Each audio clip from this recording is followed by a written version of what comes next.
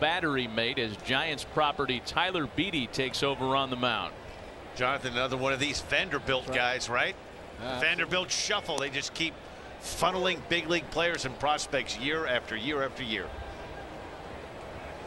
This is a guy who he's really been focusing on pitching to contact. I think he's actually going to end up missing more bats than what he's been doing so far. But up in Double-A now, pitching very well since his promotion, in fact. And I think the strikeouts will start to come, and learning to pitch to contact, especially for a guy who struggled a little bit with his command his last year at Vanderbilt, will serve him very well. And probably moved a little faster than some people thought because of some of those command issues early.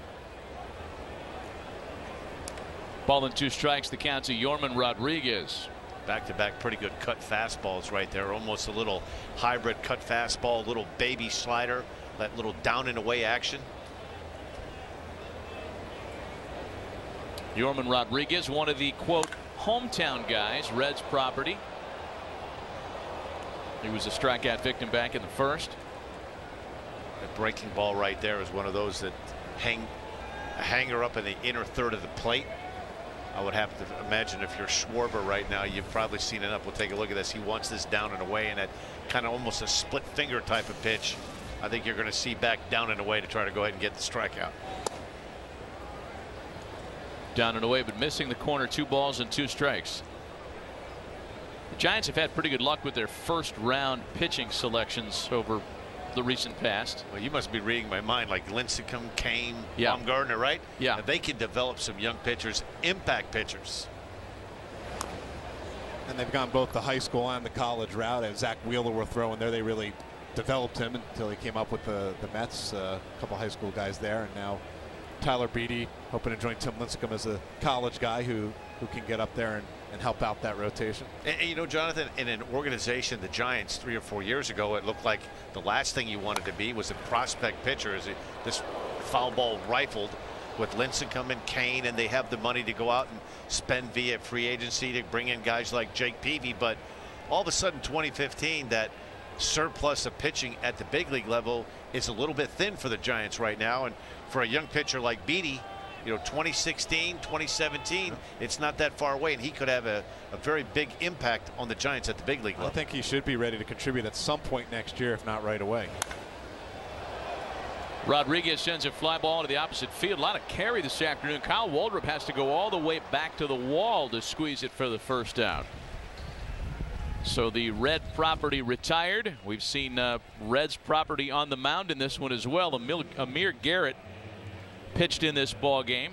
He relieved Lucas Giolito and worked an inning, and he's standing by with Hadi Watney.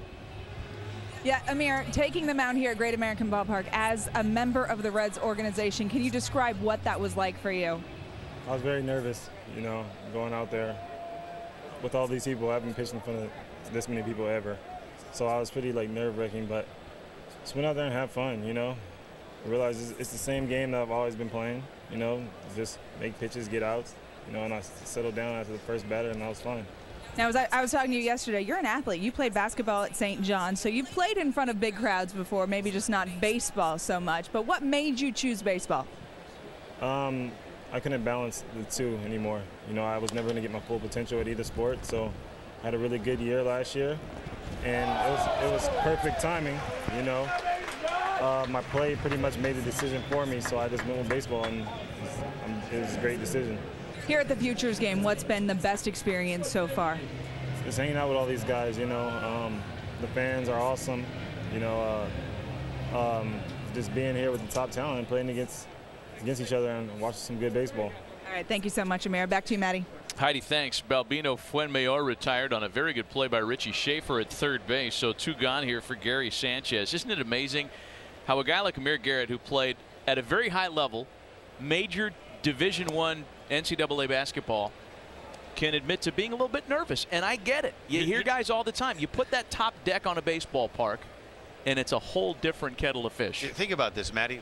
You're running up and down at Madison Square Garden. You have 4 other guys to distribute all that anxiety, right? As we see this ball rifled in the gap. But it can be a lonely place to be standing out on that mound when the pace of play, you direct the pace of play. The game does not start unless you make the pitch, and you are the central focus being out there on that mound. Yeah, his home stadium. He hopes someday. He's still learning his craft. It's not the same thing that he's played in front of 25,000 Madison Square Garden, so that helps. But you're involved in every single second when you're on a basketball court. Here, there's a lot of between time where you can get stuck inside your own head. I appreciate the honesty, right? Yeah. Are we nervous? Very nervous. Most guys would say, no, I didn't even see them guys. There were people?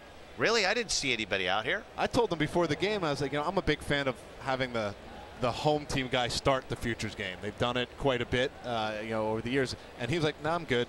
I think he knew that he was a little bit nervous and maybe needed that inning to collect himself. To be out there for the start of it may have been just a little too much for him.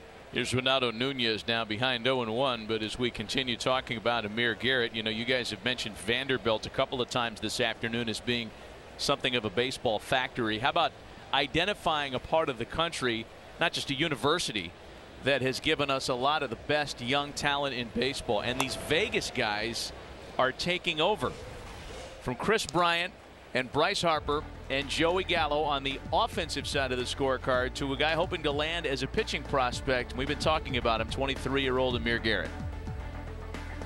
Maybe Garrett needs to start swinging the bat a little bit, just so he can mash with some of those guys. A little bit of power coming from Nevada. Bryant and Gallo used to hit together as kids. Chris's dad was the hitting coach for both of them, so they're doing something right in that part of the country.